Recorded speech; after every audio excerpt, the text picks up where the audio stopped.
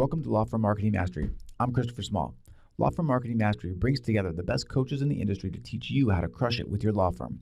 Imagine having a bunch of experienced mentors teaching you their expertise, packing decades of research, testing, and tough lessons into a concise curriculum.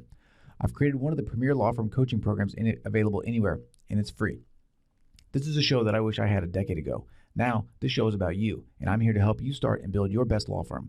So make sure to stay up to date with everything going on here, as well as getting some killer free stuff by signing up for the newsletter at lawfirmmarketingmastery.com. If you're new to the show but want to know more about what I teach here at Law Firm Marketing Mastery, check out the Getting Started page at lawfirmmarketingmastery.com/start-here. That's where I've got the fundamentals of starting and building a successful law firm, such as choosing a niche, naming your firm, search engine optimization, internet marketing, leadership, mindset, and more. That stuff is all obviously extremely important to your success, so make sure you get a handle on that as well. I've also got Law Firm Confidential, a members-only site dedicated to starting and building a successful law firm, and the Inner Circle, an exclusive mastermind group for lawyers wanting to take their firm to the next level. Details on that at lawfirmmarketingmastery.com, or just give me a call or even email me at chris@lawfirmmarketingmastery.com, and I'll tell you exactly what you need to know to get started with that. I'm looking forward to meeting all of you here at Law Firm Marketing Mastery. Hello, and welcome to episode 72 of the Law Firm Marketing Mastery podcast. This week, we're taking a break from talking about the slight edge to talk to Haley Odom Ackerman, a former paralegal turned law firm consultant focusing on technology, efficiency, and practice management. If you know your firm needs to incorporate more technology, but you just aren't sure where to get started, then this interview is a must listen for you. We also talk about how she got one of her articles featured on the front page of the Texas Bar Journal, and how she's amassed 3,000 subscribers to her blog at odomackerman.com. All right, enough chit chat. Let's get to it. So, who are you and what do you do? My name is Haley Odom Ackerman. I am a legal technology consultant, work with small to mid-sized firms mostly, and help them make the most of their technology. Okay, and I already know this about you, but that is not what you've always done, right? Correct. What is your background? How did you get to where you are now? My very first job out of high school was as a receptionist at a law firm. And I moved up as I was in college. I worked full-time at this law firm and moved up. And the day after I graduated college, they made me a paralegal. And I was a paralegal for a decade and then slowly kind of moved into technology towards the end of my paralegal career. And it started my blog, started learning about legal technology, and just kind of quickly moved into that. After several years, I decided to become a consultant. Okay, cool. And that's what you're doing right now, right? Correct. All right. And you help small to medium-sized businesses with technology issues primarily, yes. Right? Yes. Either implementation or undoing what damage they've done. Correct. Right? Or Correct. Just whatever they need to help with, you can help them, yes. basically. Yes. Okay, cool. And all right, that's fantastic. I'm just going to jump right in because, I guess I won't. I'll back up. So you have a blog, yes. Right? What's the address of the blog? It's currently at haleyodom.com, but I just purchased odomackerman.com. My business is Odom Ackerman Consulting, and It should launch about next week. Okay, cool. But if they go right now to haleyodom.com, yeah. They can find you. Okay, and that's your website is set up generally as a blog, right? That has the feed, the new content is sort of at the top, and you can just go through and see all the cool stuff that you're talking about. Correct. Right. Correct. Okay. So I did that. I Google stalked you a little bit before today, and there was I'm really intrigued by law firm technology, I guess, in a couple of different. Well, I guess I can let you talk about this too. There are kind of different areas where technology can assist in a law firm, right? I mean, there's sort of like their management issues, right? With not project management, case management, right? There's marketing things where you can do your contact management, kind of your sales, systems and things like that. Is that correct? Right? Give me the rundown, right? As you can tell, I know just enough to be dangerous. I know some vocab, and that's it. So, kind of tell us just generally about the way that we can use technology in our firms. So there are really kind of three main buckets, and there are technologies, softwares that contain all three buckets, or you can get piecemeal depending on what you need. One is contact management, and that's something more than just Outlook. That's a piece of software that lets you track a lot of information about a particular contact. The second is case management. This basically, as it sounds, helps you manage cases. That's pieces of information, right? The name of the court, the judge, the name of the parties, the contact information of attorneys, your fee agreements, all of that kind of thing that you would kind of put in a merge document, right? These like snippets of information that you want organized, and you want them to be searchable, and you want to run reports off of it. The third is document management, which is really in the last, I would say 7 to 5 years, really taken off, and people are understanding why they need document management as well. And it's often confused with case management. And that really has become a thing because of big data. Just because we create so much more stuff online because it's digital, now we can keep it all, but where do we put it, and how do you find it again? So that's really taken off, and again, like in the last 5 years or so. Right, and document management, would be sort of like where you can keyword search maybe a case file or something, and you could pull up what you need, or you may tag them with keywords at the beginning, or with what the barcode numbers, right? Right. That kind of stuff. Yeah. That's document management, right? Yes. What? I think the one area where people may be going, say, what is like the content management? So tell me a little bit more about that, because, I can tell you too, on this podcast, in my site, we really focus on management and marketing both, and I think that the case management stuff, people probably don't know a lot about, but they probably kind of have a vague idea about.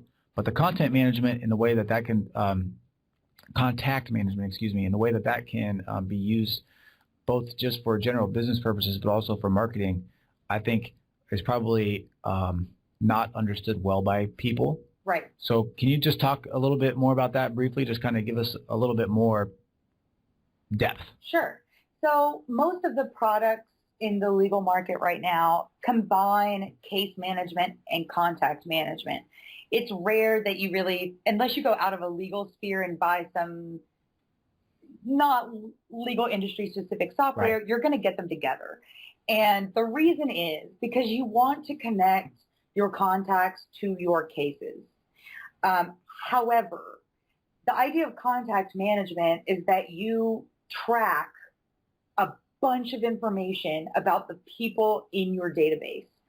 So whether that is a client and you're going to send out birthday cards, or you're going to send firm updates, that kind of thing. You want to be able to track the difference between your clients, your referral sources, your opposing attorneys, your judges. You don't want to be inappropriate, right? You don't want to send a birthday card to a judge, maybe necessarily. Right. I mean, maybe you do. I don't know. But you certainly don't want to send inappropriate content to an inappropriate person, right? Sure. So contact management helps you put all of these people in categories so that you can market to them more effectively. Also, because you want to track things like referral sources. I don't need in my contact list, if I have someone flagged as a referral source, but I can't look at that contact card and tell you which cases they sent to me, it's no good. Right. Which is why in the legal industry, you're often going to find contact and case management in the same piece of software. Okay. Now, are you a proponent of splitting them up? No. Okay. You want to keep them together? I want to keep them together. And this is the reason why, is because I do want to be able to see where these contacts are coming from. How did I get to know that opposing counsel, right? I can see a list. Oh, yeah, I remember we worked on a case 10 years ago. I want to be able to Right. know that. Or here's a judge. How many cases have we had in front of this judge? I want that list. And maintaining that kind of information in two separate systems is problematic. One, because it takes time, and two, because if it takes time, no one will do it. Right. So if you have a system that kind of integrates those things together and just automatically makes connections, you're just better off. The other kind of issue with that, and the reason why I would rather them be together, is you can always export the data. So if I export a list of contacts out and put in vertical response, for instance, to send out a mass email, I can also export out the analytics from vertical response and plug that back into my database. Okay. I have no idea what you just were talking about there with vertical response. It's like one of those mass email programs, like MailChimp. Okay. Or yeah, sure. Aweber. Yeah. Something like that. Yeah. Okay. All right. And you mentioned analytics, which helps me transition into my next question, which is, so you have a again, I was stalking you on Google, and I saw that you recently gave a talk, I think, to the Texas Bar, Texas Bar Association or something like that, right? Yep. And it was called 5 Analytics Reports You Aren't Running and Why You Should. Yes. Right? Yeah. And I saw that there was you have a SlideShare presentation on your blog, and I took a look at it, but it was well, I mean, it's a little hard to decipher with no words, right? Without more background. So I was wondering if you could. I would love to know what these reports are that you think we should all be running and why.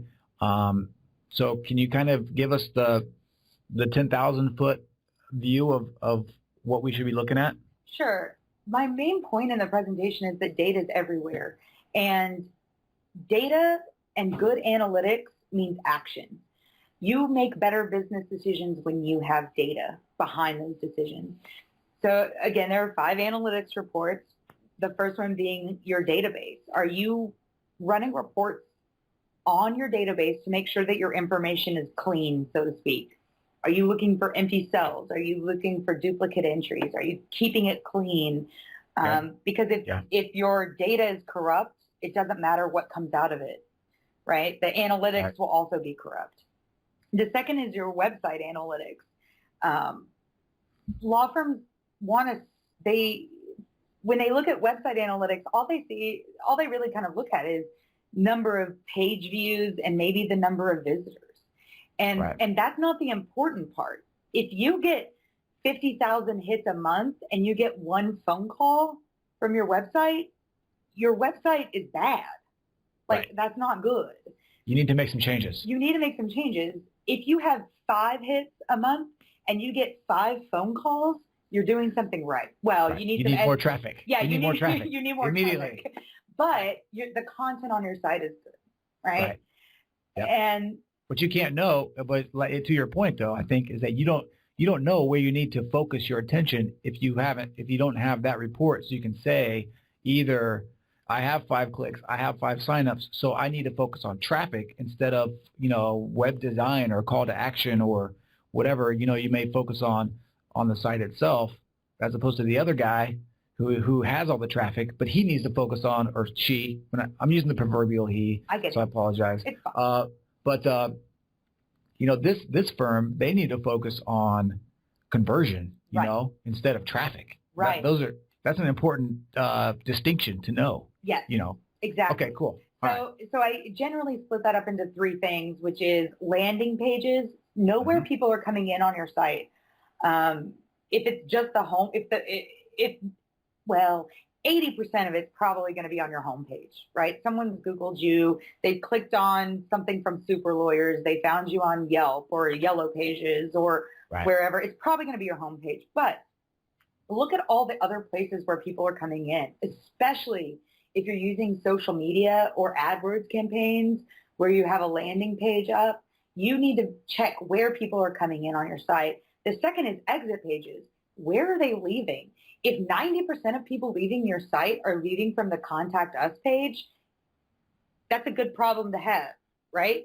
Right. If Right. 90% of the people are leaving from your homepage, you have a problem.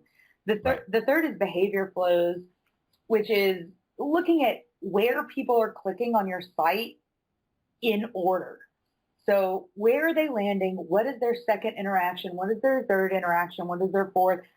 So on and so on. Right. And seeing where their eye is getting caught on your Right. site. And again, if you have 50,000 hits a month and the seventh interaction is contact us, you have a call to action problem. Right. Right. Right. If your third interaction is contact us, you're doing pretty well. Right. Because the key though, and you're saying this without saying it, is that these are things that can be controlled if you pay attention to them. Yeah. You know, that you to a certain extent can control the flow and the way that people navigate your website by the way that you set it up, by the things that you call attention to, and by the calls to action that you provide on your site. Exactly. Right? Exactly. Okay. So the third set of analytics reports are your staff, which as a staff person made me really uncomfortable. If I had ever known that my attorneys were running reports on my work in the database, I would have been offended. However, having worked on the consulting side, I realized it's not actually scary. Run reports. If you have a case management system, for instance, you can run reports on your staff. And what you really should be looking for are rates of work completion. How fast are they getting things done? Are they sitting on a case and not touching it for 45 days? Well, that's a problem, right? Right. You want, unless you just have something like on hold. But right. The point is how fast are they getting things done? And then the other one is workload. Are all of my paralegals, all of my staff have equalized workload? You have the opportunity to create a more fluid office, and looking at a report like that can give you that opportunity to make changes. If you have one paralegal with all things else being equal, 50 cases on their docket and another with 15, you have a workload problem, Right. So maybe you need to hire another paralegal, or maybe you need to switch some cases over. Maybe you need to look at how division of labor is set up. Maybe that paralegal is totally fine having 50 cases on their docket, but they need a secretary. Right. You can manage that. And you're going to get more bang for your buck by looking at your staff workload than your attorney workload. Okay. Right. The fourth is expenses and cases. So if you are not tracking the number of dollars going out of your firm and the number of dollars coming in via case resolution, whatever that means, whether that's settlement or maybe you're hourly, you're losing money. Right. You need to be tracking your initial case valuation and then have periodic checkpoints on expenditures. So as my expenditures are going up, is the valuation of my case also going up? Or is it going down? In which case you, again, have a problem. But if you're not running those reports, you're not seeing it. You're just sending money out the door with no idea of what your return is going to be. So for this report in particular, with expenses, do you include overhead and staff salaries and things like that, or is it more just what's actually being spent on this case? Does that make sense? Yes. So I generally just say what's being spent on the case, because firms normally, the vast majority, have some benchmark of how much the firm needs to make in order to cover overhead. Right. So you kind of have to take that in the background a little bit. If you're hourly, then you absolutely need to include that. How much is the paralegal billing? How much is the attorney billing? That needs to be part of the evaluation. But if you are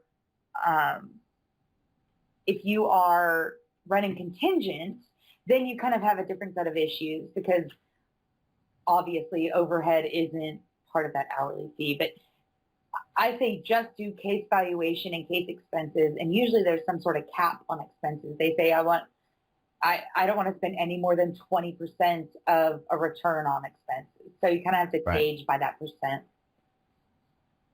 Okay, cool. All right. What's number 5? Then fifth one is networking. Are you tracking your networking lunches, your speeches, your CLEs, the coffees, emails, phone calls? If you're not Right. tracking that, you're also losing money, because if you don't know that you're spending even 3 hours a month having coffee with somebody and then picking up the tab and never getting a case from them, you're wasting time and money. Right. If someone that you spend 20% of your time networking with only gives you 1% of your cases, you need to shift resources. Right.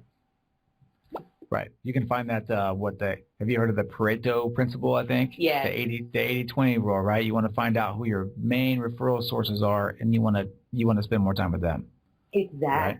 Exactly. What, 20% of your network will refer you 80% of your business is the way that principle works, basically. Right. So if you're not tracking, you're not going to know. Right. Is that, with the networking, is that something that you would keep track of in your content management system, or do you have a separate workflow for that? So this is a problem. Attorneys simply just don't track it. Right. That's true. I've had the most success setting people up with Outlook calendar reporting. So every time you have a networking event, I need you to create a different color. I need you to highlight it. I need you to do something, set up a keyword, and then we're going to run a search, and we're going to kind of look at it after the fact. The problem with that is that it's not particularly accurate. You may block off half an hour for coffee, but you really sat there for an hour and a half. And, right. And then you're not tracking your expense, right?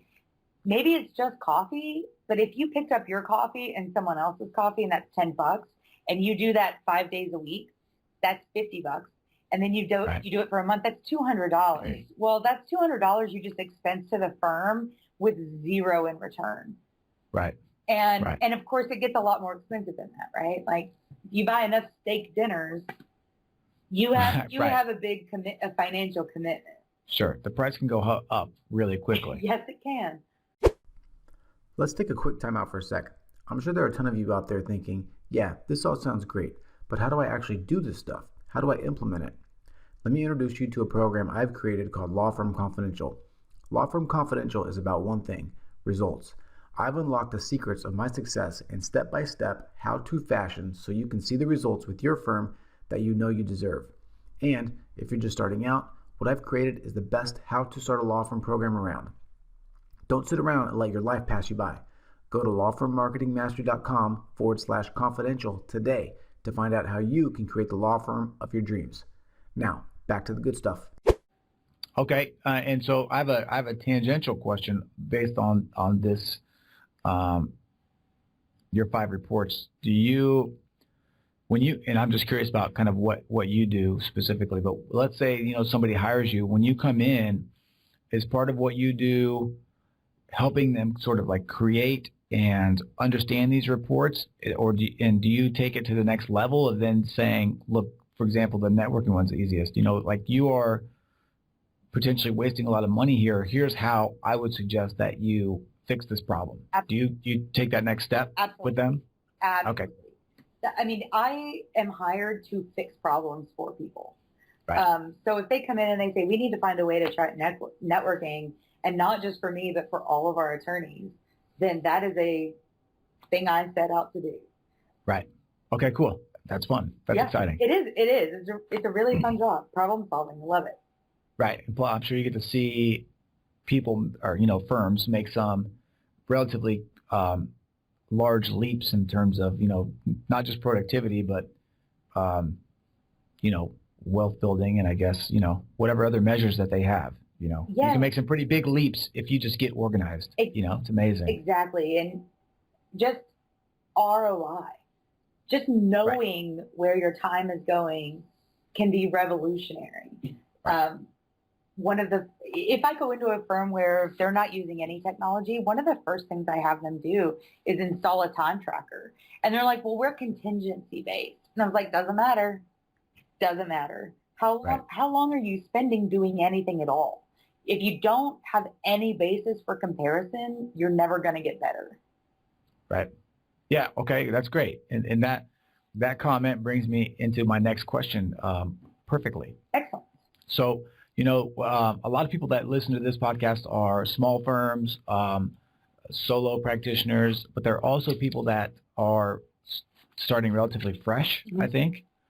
Now, if let's say I was a pretty new attorney, so I have very few cases, don't have much staff, and I hired you, and I just was like, look, I want to start this thing right. What are like 1 or 2, 3 pieces of advice that you would give, or maybe some programs that I could get relatively cheap that would help me get started on the right foot? The absolute first thing is get a case management system that also has a contact management system. It doesn't matter if you have 2 cases in it and 5 contacts. If you start off with a system, a piece of software, and I usually point to, Rocket Matter, Clio, any of the kind of attorney matters, like any of those web-based softwares, they're relatively inexpensive, and it gives you a framework to start. You don't need to spend a whole lot of money on these things to go out with, but building the sort of infrastructure early on is a good thing. I tend to I love document management systems, but if it's a super, super small firm, there's nothing wrong with creating a shared folder on your server and having everyone work out of just a file folder system. There is nothing wrong with that. But you do want to have a plan. If right now you're 2 attorneys and a part-time assistant, think about what you want your firm to look like when it's 5 attorneys and 5 assistants, and 10 attorneys and 10 assistants. Think about where you want that to go and what you want your infrastructure to look like. If I came in, I would create that plan for you. I mean, with your input, obviously. If you always want your firm to be 2 attorneys and a part-time assistant, then there's no need to go buy a huge piece of software for that. It's just not necessary. Unless somehow you also work a caseload of like 1,000 cases at a time, which I suppose you could, but you'd be very tired attorney. Right. Definitely. Okay. All right. Perfect. That's great. Well, all right. Now I'm gonna shift gears a little bit. Okay. I want to talk about I want to just, I guess, mention your life as a paralegal, and moving into some questions about hiring and using staff in the right way. Okay. Because I think that's important, and I think it's something that people don't do very well. I think it's a skill that's learned, and I think it's hard. Yeah. So my first question is relatively general, and it's what, and maybe this is a stupid attorney question, by the way. It could be, right? I could be showing my your stripes. Yes. But what is it that you wish attorneys knew about paralegals? We are human beings. I wrote a blog post a long time ago about this, and it was in response to this article, which was something like, what do attorneys wish their paralegals knew? And it was the absolute most ridiculous thing I'd ever heard. It's like, I would like my paralegal to know all the phone numbers of all the people in all my cases. And I'm like, are you kidding me? Like, that's ridiculous. Nice. Of course, I wish I could remember all of that stuff, but I can't. And in the blog post, I made the response of what paralegals wish attorneys knew. And I asked a bunch of paralegals, and the overwhelming response was, your lack of preparation is not my emergency. And I think the point there is that paralegals are professionals. This is usually either a certification program, or a lot of the paralegals I know have master's degrees. And Right. these are people with a certain set of skills. We are not your spouse. We are not your Mr. Fix-It. We are more than happy to do our jobs and to make your life easier. And that was always my kind of mantra as a paralegal, was my job is to make your life easier. But that doesn't mean necessarily catering to your emergency. And I think that was the overwhelming consensus. If I recall, I actually had a hard time finding 10 unique things, because that was always the thing out of the paralegal's mouth. We're not mind readers, that comes to mind. Yep. And the idea of FaceTime with your paralegal, just sitting down and talking about the week ahead for just 5 or 10 minutes can make a huge difference in the effectiveness of the paralegal's work. And then I just pulled it up so I could remember what was on the post. Well, I can tell you too, while you're looking at that attorneys are notoriously bad at, I guess, being organized, like you said, and scheduling things correctly. And you're dead on. And I think, and I just want to reiterate this for everyone that's listening, because something as simple as a weekly meeting or something like that, like you said, can make a huge difference. And that's something that we do. I just got done with ours right before I came on this call. And all we do is we just go through the calendar we usually look about 2 weeks ahead. Yep. And just look and say, look, okay, what's coming up? What have we done what we're supposed to be doing? And that means everybody. So the attorneys and, everyone else. And if not, or if so, what do we need to do to make sure that when this thing comes up, that we are where we need to be? Yeah. And a lot of attorneys, I think, live by the mantra of, okay, right now it's 12:35 here in Seattle. Let me see what's coming up at 3. Yeah. And let me just scramble and get it done and do whatever I need to do so that at 3 o'clock I can look like I have my stuff together. Yeah. And that can blow back on paralegals for sure. Yes, and paralegals are notoriously organized.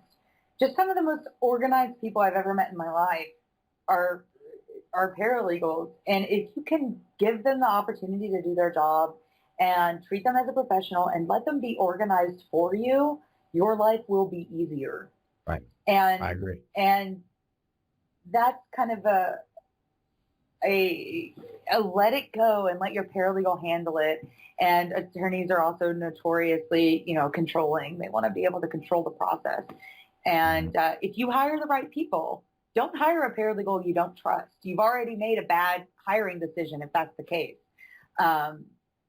So trust your paralegal and let them help you. Right. Because that's what we want to do. Sure. And kind of taking this to the next step, when you come in and consult with someone on their firm, I'm sure that at times you say, look, you need another person here. Yeah. Right? Let's say that somebody doesn't have anyone yet, what kind of criteria do you look at for deciding when it's the right time to bring on some help? Usually it's how frazzled is this paralegal? No, it's a combination of things that combine workload, asking the attorney how responsive the paralegal is, and then asking the paralegal how responsive he or she thinks they're being. Because I often find that there's a dissonance. So the paralegal's like, man, I'm totally on top of it. Things are going great. Or maybe they're saying, I'm on top of it, but barely. And the attorney is saying, I don't get anything as fast as I want it. Well, you need to have that. You have to fill that gap with something. Like there's only 24 hours in a day, and your paralegal isn't working 24 hours a day. So if you want 24 hours a day out of your staff, then you need 2 or 3. Right. And what about in the situation though, where someone, I don't know if maybe you even get this small, but the person that doesn't have, maybe it's just them, or they just have an answering service, how do you, because a lot of people are scared to bring staff on, because they think, oh, I'm going to have to take on some overhead and the phone's going to stop ringing as soon as I hire someone. I mean, I know you deal with this stuff. When is it the right time if you don't have anyone yet, or if you just have someone that's answering the phones but can't really do that next level of work that you need? I run reports. And I look at cases in, cases out, and how quickly they're rotating. And that becomes a big, long conversation with the attorney. Right. Like, hey, your cases they're sitting on the shelf for 6 months before you're able to get to them. What would happen if you had someone just part-time? Right. And what are the duties that you would want them to fulfill? And sometimes those duties, I can say, you know what, you don't need a person. We need to automate this process. Right. And if we can go in and spend a little bit of money on a technology that will help them automate all of their documents, well, that can save an attorney a ton of time. And so there are options, but usually it's running reports on the life of case, the shelf life, how long, from them coming into the door do you file? How long from filing till you get to discovery? How long from discovery until resolution or trial? Like, how long is this process and how many hours are you spending? And if you just had a part-time person, usually that's the lead, not. Yep. Oh yeah, for sure. That's what I did. Yeah. And then you have to bang them over the head, right? And you have to say, look, you just have to trust me, because the cool thing about hiring someone to help you is that you don't gain time hour for hour. You gain time exponentially. Yeah. Because the hour that someone can spend drafting some correspondence or something opens up your world to be doing so many other not necessarily revenue generating activities, but any other things that you specifically need to do. Exactly. Exactly. So I usually run reports to show numbers and monies. Like if you had someone that just worked an extra 10 hours on this particular case, you could have closed it out 2 months earlier. Well, that's room to get a whole other case closed out in a year, right? That's extra dollars in the door. They just paid for themselves by virtue of getting something done faster. So I try to work that out. Hopefully any firm that calls me has some sort of, they have some sort of basis, analytical basis, but not always. And sometimes we have to kind of create it. Right. Okay. All right. Man, yeah, you have a tough job working with attorneys, right? Yeah, but I love it. We're not the easiest people to work with, that's for sure. I will say though, attorneys let you kind of yell at them. Oh yeah, for sure. We'll take as much grief as you want to give us. No problem. If I tell you I can save you money or make you money, you'll let me yell at you a little bit. Definitely. What would you say is typical as far as adopting new technology for attorneys? Is it something that people are open to? Does it seem to be, and I'm relatively young, so this is the young generation asking this, but is it kind of a generational thing? What have you found as far as that goes? People being receptive to your ideas. I probably have a skewed pool because these are people that call me, so they're already kind of thinking about it. But I will say I have had some wonderful interactions with people that are just excited about the ways technology can make them more efficient. And it's like speaking at the state bar a couple weeks ago, it was interesting sitting in there, after my speech, having people come up and being incredibly excited about the idea that analytics would give them information. And I think attorneys really do love information. I mean, that's how cases run, right? You get discovery, you get to read it all, you get to find the nuggets in it, you get to write to the court and tell them about the nuggets you found. And I think that when you explain software and technology that way, hey, doing this gives you that information, gives you these analytics. You can make better business decisions based off of this. They are more than eager to adopt something new. I have had older partners in firms where I've, come in who I have to really convince that this is a good thing. And generally, it's not about the technology itself. It's about the money. Some of these firms need a big piece of technology, and it can be expensive. Right. And convincing them that they need to spend that $20,000 on a piece of software that won't immediately give them a return can be a hard sell. But at the end of the day, they are excited about the information that they're going to get. So it's really trending towards adoption, which is nice. Right. That was not the case even 5 years ago. So sure. All right, everyone. Now I want to take another time out for a sec. A lot of people think the Law Firm Marketing Mastery training programs are just about making money. And honestly, yeah, there's a lot of that. Spend some time with me and you're definitely going to be making more money.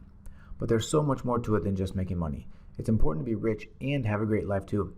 I want you to be great at work, great at home, great with your friends and family. I want you to step it up everywhere. I want you to get results with your life, not just with your business. And the results are real. I've had many conversations with members who are experiencing big time success.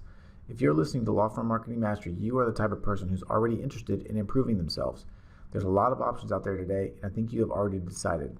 If you want to check out your options for improving your business and living the life of your dreams, check out lawfirmmarketingmastery.com/confidential. Hope to hear from you soon. Enjoy the rest of the show. So as you were talking, I had this, I'm kind of a reality TV junkie. Okay. And there's this show called Restaurant Impossible. Have you ever heard of it? I have not. Okay, so all right, I'll give you this is just going to lead into my question, but basically it's these failing restaurants. This guy comes in, he basically tells them, look, these are the easy 3 things that you need to do and your restaurant will turn around. You can make money and you can save your house and you live a wonderful life and all this stuff. Okay. And I was just thinking about how often that may happen for you, where someone hires you, you create what in reality is a great system for them, and it will work. But maybe you check in with them, and this is where the restaurant thing comes in too. If you Google the restaurants later, like half of them are closed. Yeah. And the problem is they didn't adopt the technology, or they didn't adopt the, what would work at all. They either went back to what they did. And so I guess I'm sure that happens in your line of work too. But what I would want to know is, what are the things that the firms do that are successful? What are the strategies and things that they do to help implement these new technologies in a way that they actually become adopted? The very first thing, the just hands down most effective way to get the implementation rolling and to be successful is to get staff on board. Staff touch your technology 10 times more than your attorneys do. Right. So if you can sit down and get with your staff and convince them that this is wonderful and get their input on the selection of the software itself. I that's what I do when I come in and I interview a couple of attorneys and I say, what do you want your technology to do? What's bad about the system you have? What do you want? What's good about this? But I will interview twice as many staff members as I will attorneys. Right. And that's because if your staff isn't using it, then the attorneys won't use it either. Right. And staff are the most people that use it anyway. Exactly. In most cases. I mean, the attorneys would just go and say, hey, what's going on with this case or whatever they need? Can you help me find this? And then bada bing, bada boom. Right. It's out of the system or whatever. Right. Yeah. So, or they'll go in and check on a case in the system, mm-hmm. and they want all the information to be there.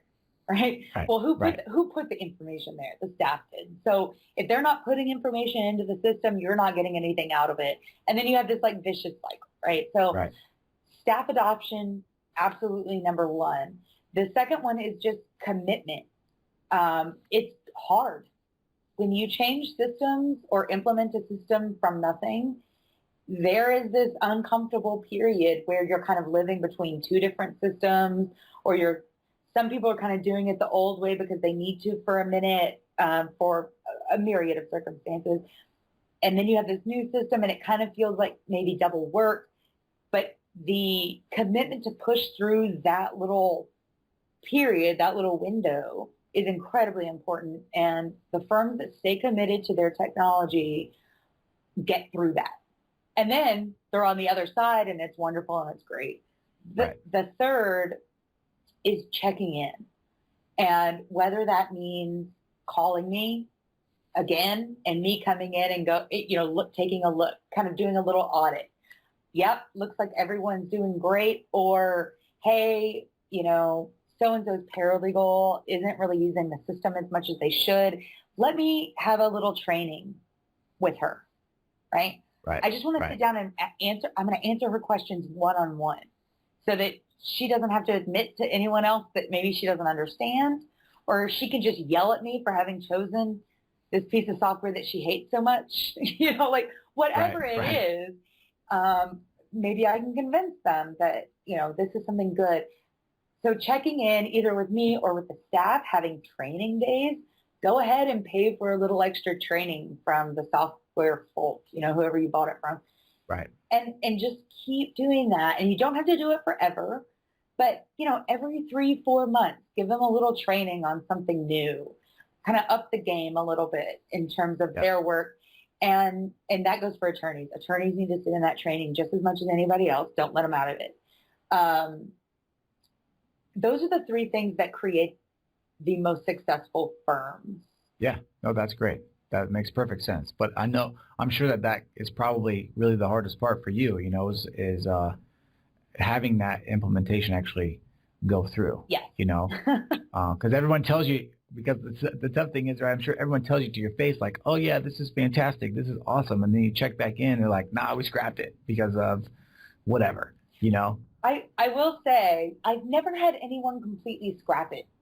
Oh, really? That's good. But I have had them say, oh, we didn't like that part of it.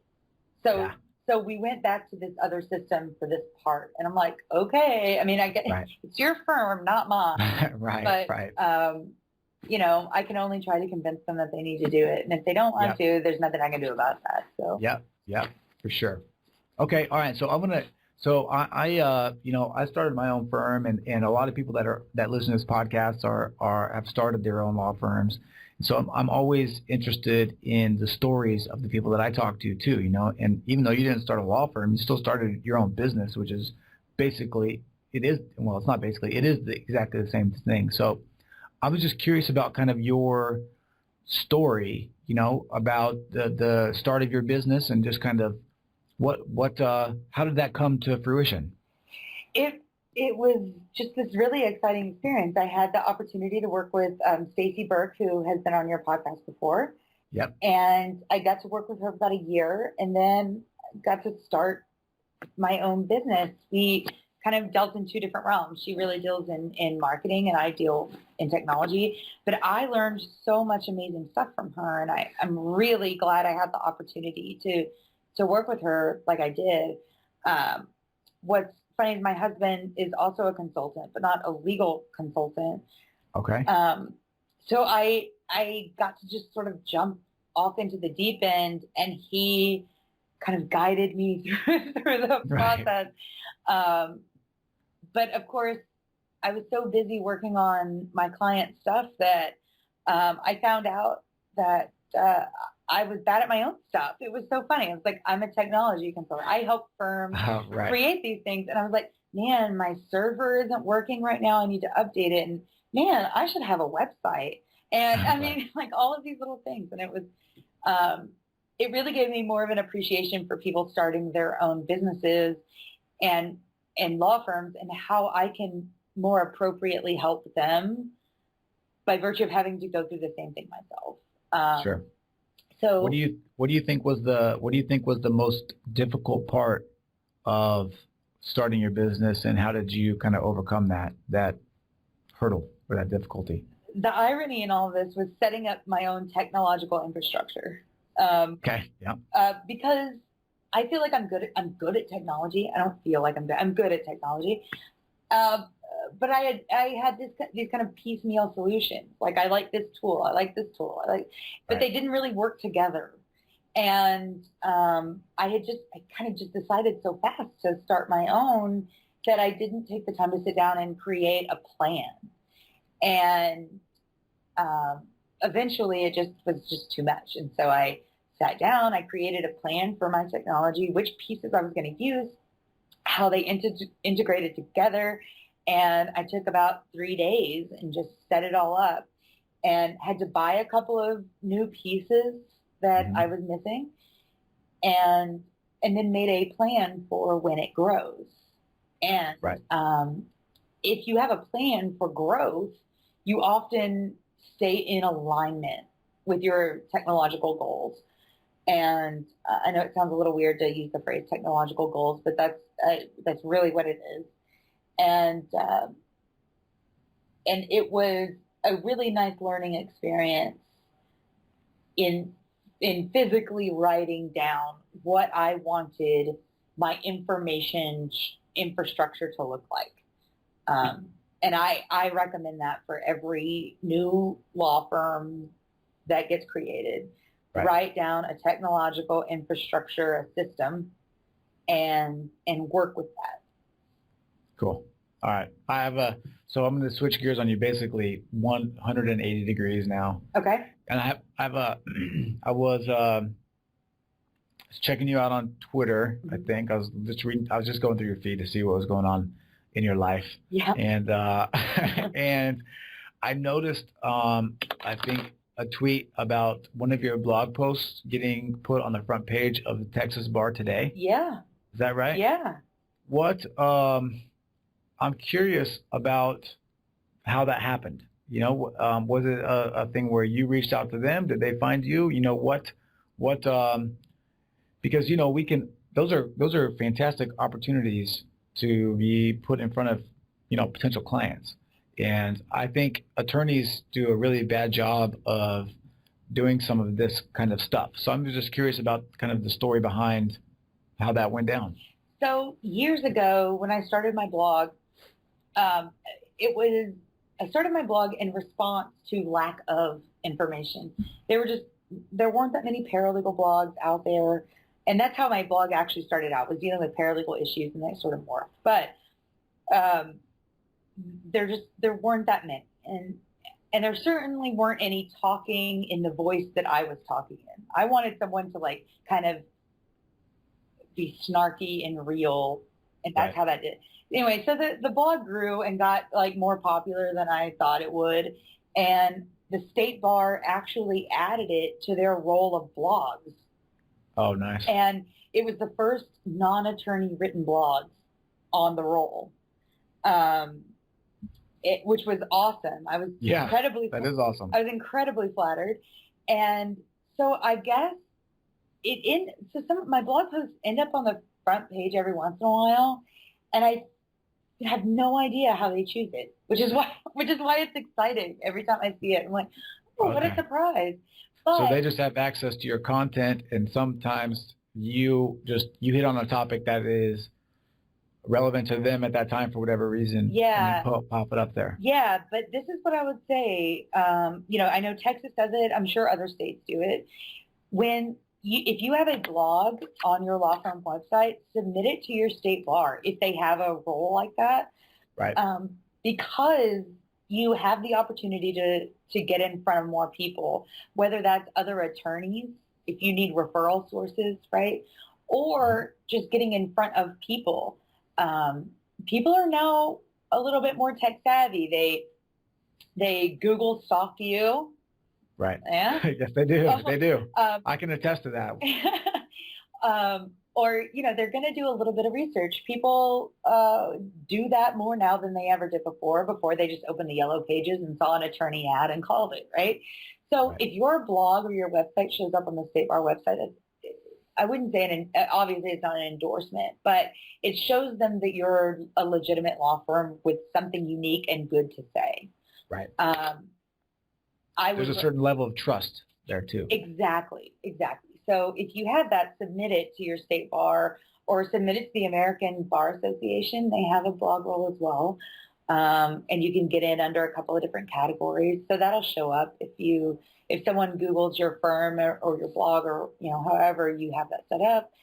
If they say, and they're a member of the American Bar Association blog community, well, that's pretty cool. Yeah. So for prospective clients that are just people in the world and not other attorneys, that can be a really cool thing for them. Definitely. Yeah. Okay. All right. Our time is almost up. Okay. So I have two real questions and then one final, you get to tell us how to get in touch with you. Okay. So you have an opportunity here to recommend the one book that we should all read that will change our lives. What book should we read, and why is it important to you? So I'm going to suggest a piece of literature, which is Jitterbug Perfume by Tom Robbins. I just reread it. It's phenomenal. It's a great book, and everyone should read a piece of literature now and again, not just marketing books or legalese. Read Jitterbug Perfume. It's fantastic. All right. Perfect. And then the last question I have is, what is the one question that I didn't ask you that I should have asked you? Oh, you searched my Twitter feed and you didn't ask me about my new puppy. She's very cute. Okay. What kind of puppy do you have? She's a little lab border collie mix. Oh, nice. She's hanging out in my office right now and being very sweet and sleeping. What's her name? Maggie. She's adorable. Maggie? She's adorable. Maggie with G's or with D's? With G's. Yeah, cool. Yeah, that's the other cool thing about having your own spot, right? You can bring your dog to work. Exactly. I brought mine to work with me since I've had him. So almost 3.5 years now. Well, so that's cool. Our other dog does not like being in the office. Oh, really? Maggie she's still a puppy, so she's just kind of chilling out. She's got the puppy sleepies. So nice. Okay, cool. Well, that's all I have. The last thing to do is, I'm sure that there will be people here that want to check out your blog, maybe contact you for some help, some insight. How can people reach you if they want? And also, always, all the stuff that we talked about today, it will all be linked out on the show notes. So there'll be links to everything. But how can we get in touch with you? Sure, you can always get me through my blog, which is HaleyOdom.com. That's HALEYODOM as in Mary. Or it'll soon be OdomAckerman.com. Or you can shoot me an email, which at Haley@OdomAckerman.com. I'm more than happy to email back. I've got the phone stuck to my hand at all times. So, nice. And you have Twitter, right? What's your Twitter handle? It's at Haley Odom. All right. So get in touch. Cool. Happy to hear from everybody. Yeah, definitely. And thank you so much for your time. I really enjoyed it. And this is something that I think we attorneys don't spend enough time thinking about and planning for. So I really appreciate all of your information and insight. And that's it. All right. Well, thank you very much. I'm really glad to be here. All right. Take care. Okay. Bye. Bye. Special thanks to you guys for listening, show feedback, and guest suggestions. I rely on you all to keep my finger on the pulse. So if you know someone that is a good fit for the show, let me know. Chris@lawfirmmarketingmastery.com, and of course, Law Firm Confidential details there as well. Go ahead and email or call me honestly. That's the best way to get in touch, and I'll give you everything you need to know about my programs. If you're listening but aren't subscribed in iTunes or Stitcher, go ahead and make the change there, because getting your shows delivered free to your phone or computer while you sleep is the best way to make sure you don't miss anything. Just go to iTunes or Stitcher and search for Law Firm Marketing Mastery. That's it. And if you want to write me a nice review, I'll love you forever there as well, because it helps other people find me, and it's really important to keep my show ranks up. So tell your friends, because the greatest compliment you can give us is a referral to someone else, either in person or share it on the web. So have a great week. Go out there and take care of business, and know that the work you put in today is going to pay off 10 times over tomorrow.